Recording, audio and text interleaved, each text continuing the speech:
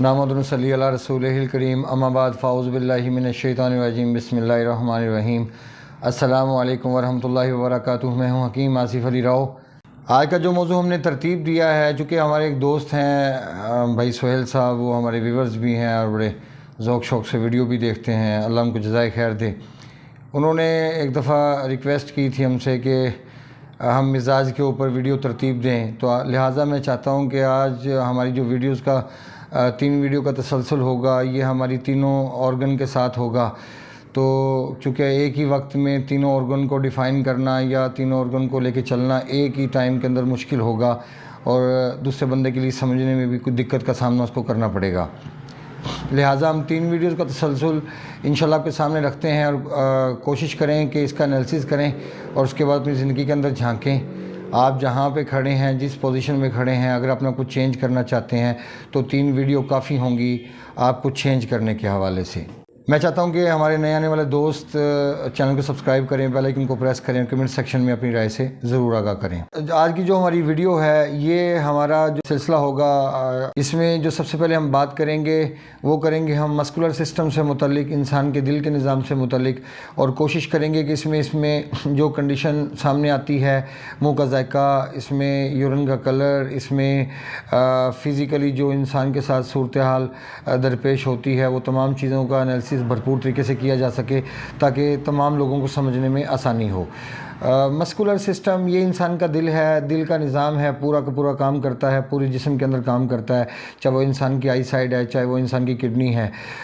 दिल का निज़ाम सिर्फ दिल की हद तक महदूद नहीं, सिर्फ दिल ही वाहिद नहीं, दिल के साथ दूसरी चीज़ें भी अटैच हैं, जैसे जिगर और दिमाग। अगर ये दोनों में से कोई भी एक चीज़ डैमेज हो जाती है तो इंसान का बचना मुमकिन नहीं। अब मस्कुलर सिस्टम की 2 कंडीशन है अल्लाह पाक ने जो पैदा की हैं, उसमें एक वो सिस्टम है जिसमें तेज़ाबियत पैदा होने के साथ साथ बॉडी के अंदर स्टॉक होती है, और एक दूसरी कंडीशन है जिसमें पैदा होने के साथ साथ खारिज होती है। अब जो पहले वाली कंडीशन है, इसको खुश्क सर्द कहा जाता है नज़र मुफर्रज़ा के कानून के मुताबिक।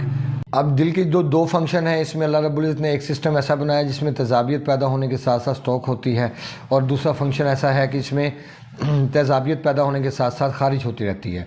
यानी कि अगर हम देखें तो दिल का जो सिस्टम है, ये अल्लाह ताला ने खुश्क चीज़ों से तरतीब दिया है, क्योंकि इंसान को मट्टी से तरतीब अल्लाह ताला ने दिया और उसके अंदर जो हुक्म रब्बी फूंका गया, उसके बाद वो चलता फिरता इंसान बना।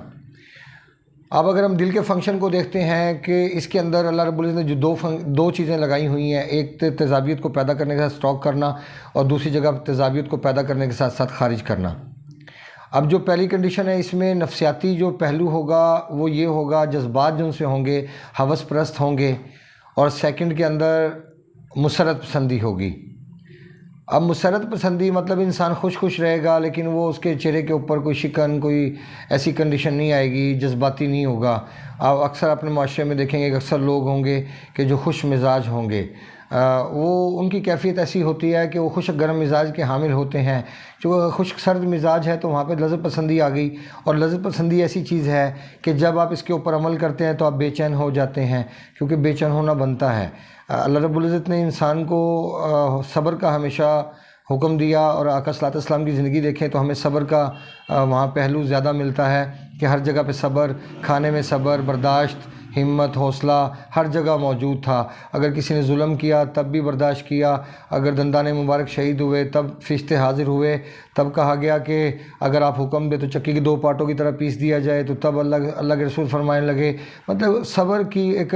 आला मिसालें कायम की कि इनमें से अगर ये नहीं होते तो इनके अंदर, इनमें से जो बच्चे पैदा होंगे, इनकी जो औलादें होंगी, वो मेरे मानने वाले होंगे। कहने का मकसद ये है कि दुनिया में कोई भी चीज़ अल्लाह ताला ने बग़ैर मकसद के नहीं बनाई, और लज़्ज़त स्पेशली आका सलाम ने मना फरमाया है कि ऐसी चीज़ों का इस्तेमाल करने से। और अगर हम औलिया अल्लाह की ज़िंदगी देखते हैं तो वहाँ से भी हमें यही चीज़ें मिलती हैं कि हमें लज़्ज़त का पहलू नहीं मिलता। लेकिन जब हम अपनी ज़िंदगियों में देखते हैं तो हम अब ओवर ईटिंग का नतीजा साबित होता है हमारी ज़िंदगी के अंदर कि हमारे अंदर बीमारियां पैदा होती हैं, गैस, तेज़ाबियत, कब्ज़,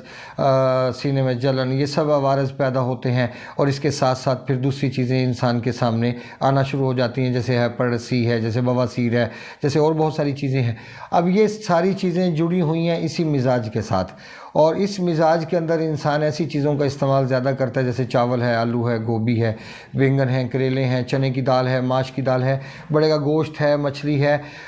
دہی ہے، اس میں فاسٹ فوڈ ہے، یہ سب کے سب اسی مزاج میں آتی ہیں۔ کچھ خشک سرد ہیں، کچھ خشک گرم ہیں۔ اب جب آپ اتنی چیزوں کا استعمال کریں گے اور مسلسل کریں گے اور پھر آپ ایک ہی آرگن کو طاقت دیتے چلے جائیں گے تو پھر آپ کا مزاج تو بگڑے گا، کیونکہ اگر ایسیڈیٹی اپنی حد کے اندر ہے، تیزابیت اپنی حد کے اندر ہے تو آپ کمفرٹیبل لائف گزار سکتے ہو۔ اگر اپنی حد سے باہر نکلی تو پھر آپ کے لیے پرابلم ہی پرابلم کھڑے ہونا شروع ہو جائیں گے۔ اس کی وجہ یہ بنتی ہے کہ جب آپ کی باڈی میں ایسیڈیٹی حد سے بڑھتی ہے، تجاوز کرتی ہے، تو حرارت کم ہونا شروع ہو جاتی ہے۔ جب تک آپ اپنے سسٹم کو تبدیل نہیں کریں گے، یعنی کھانے پینے میں وہ تمام چیزیں ترک نہیں کریں گے جو مسکولر سسٹم پہ دباؤ کو بڑھاتی ہیں، تو اس وقت تک آپ کامیاب کیسے ہو سکتے ہیں؟ ہم مزاج کو سمجھنا بہت آسان ہو گیا، اسپیشل جب سے صابر ملتانی رحمہ اللہ علیہ نے نظریہ مفرزہ ہمارے سامنے رکھا تو میں سمجھتا ہوں کہ بہت سہل ہو گیا کھانا پینا ہمارے مزاج کا تعین کرنا۔ اب سمپل سی بات ہے کہ اگر کسی انسان کا منہ کھٹا ہوتا ہے تو وہ خشک سرد مزاج کا حامل ہے، اگر کسی انسان کا منہ کڑوا ہوتا ہے تو وہ خشک گرم مزاج کا حامل ہے۔ سم ٹائم ایسا ہوتا ہے کہ پیشنٹ کو اپنے منہ کے ذائقے کا پتہ نہیں چلتا، لیکن اگر غور و فکر کیا جائے تو اس کے اپنے منہ کے ذائقے کی نشاندہی آسانی کے ساتھ مل جاتی ہے۔ جیسے مثال کے طور پہ اگر وہ کوئی کھٹی چیز کا استعمال کرتا ہے تو اس کے منہ میں سے پانی آنا شروع ہو جائے، یا رات کو سوتے ہوئے اس کے منہ میں سے پانی آئے، یا اس کے منہ میں سے سمیل کا احساس ہونا، یا ہوا میں سے سمیل کا احساس ہونا، یہ پیور عضلاتی اعصابی مطلب خشک سرد مزاج کا حامل شخص کی کنڈیشن ہو سکتی ہے۔ کیونکہ اور پھر اس میں ایک اور چیز جو کھانے کے بعد تھوڑی دیر کے بعد کھانا اوپر کی طرف آنا، یہ بھی اسی کنڈیشن کے اندر شامل ہوتا ہے، کیونکہ اس کی وجہ یہ بنتی ہے کہ جب آپ کی جسم میں تیزابیت حد سے زیادہ بڑھ جائے گی تو پھر جو چیز بھی آپ کھاؤ گے، اسپیشلی وہ چیزیں جو تیزابیت میں اضافہ کرنے کا سبب بنتی ہیں، جیسے تیزابیت ہے تو روٹی بھی تیزابیت میں اضافہ کرنے کا سبب بنتی ہے۔ اگر آپ جائزہ لیں تو جن بھائیوں کو اس قسم کے مسائل کا سامنا ہوتا ہے، روٹی کھانے کے بعد وہ کبھی بھی کمفرٹیبل فیل نہیں کریں گے، بلکہ کھانا کھانے کے بعد انکمفرٹیبل ہو جائے گا، سارا نظام ہی اپسیٹ ہو جائے گا۔ اس کی وجہ یہ بنتی ہے کہ جب آپ کے جسم میں ایسیڈیٹی اپنی حد سے زیادہ تجاوز کر جاتی ہے تو پھر آپ کے جسم کے اندر ایسی چیزوں کا استعمال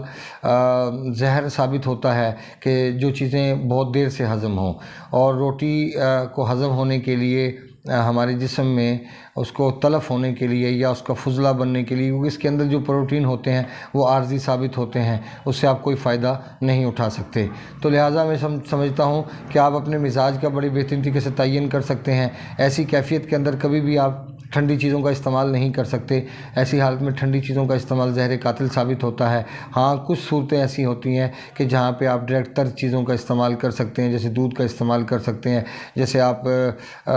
دیسی گھی کا استعمال کر سکتے ہیں، جیسے مکھن کا استعمال کر سکتے ہیں۔ ایسی چیزوں کا استعمال تیزابیت کی حالت میں بہت کم جگہیں ایسی ہوتی ہیں کہ جہاں پہ ہم ایسی چیزوں کا استعمال کر سکتے ہیں، ورنہ حقیقت تو یہ ہے کہ اپنے جسم میں حرارت کو بہتر کرنا چاہیے، تاکہ جیسے جیسے حرارت بہتر ہوتی جائے۔ اس کا ایک ایگزامپل میں آپ کو دیتا ہوں۔ اگر معاشرے کے اندر ہم دیکھتے ہیں کہ کچھ ہمارے بھائی دوست اگر وہ پانی پی کے اپنی جلن کو ٹھیک کرنا چاہتے ہیں، یا گرم پانی پی کے اپنی جلن کو ٹھیک کرنا چاہتے ہیں، یا ڈکار کے ساتھ ان کو مرچیں یا جلن کا احساس ہوتا ہے، تو پھر اگر وہ گرم پانی پی کے وہ اپنی ڈکار یا جلن کو ٹھیک کرنا چاہتے ہیں تو وہ ناکام ہوں گے۔ اس کی وجہ کہ جب تک زہر کو آپ دباتے چلے جائیں گے تو وہ زہر اور شدت اختیار کرتا چلا جائے گا۔ اگر آپ کو ایسی کیفیت کا سامنا کرنا پڑتا ہے تو پھر آپ کو چاہیے کہ آپ گرم پانی کا استعمال کریں، اور گرم پانی کا استعمال کیسے کریں؟ جیسے ہم چائے پیتے ہیں اور اس طرح سپ سپ لے کے آپ اس کو استعمال کریں اور اس سے بھرپور فائدہ اٹھائیں۔ ایسی حالت میں چائے کا استعمال نہیں کیا جا سکتا، کیونکہ چائے تیزابیت کے اندر اضافہ کرنے کا سبب بنتی ہے۔ یہ ہماری ایک ویڈیو تھی مسکولر سسٹم سے متعلق، کہ مسکولر سسٹم کے زیر اثر کیا کیا معاملات ہوتے ہیں اور اس میں کنڈیشن کیا سامنے آ سکتی ہے۔ اس میں جو یورین کا کلر ہوتا ہے وہ سم ٹائم ایسا ہوتا ہے کہ سرخ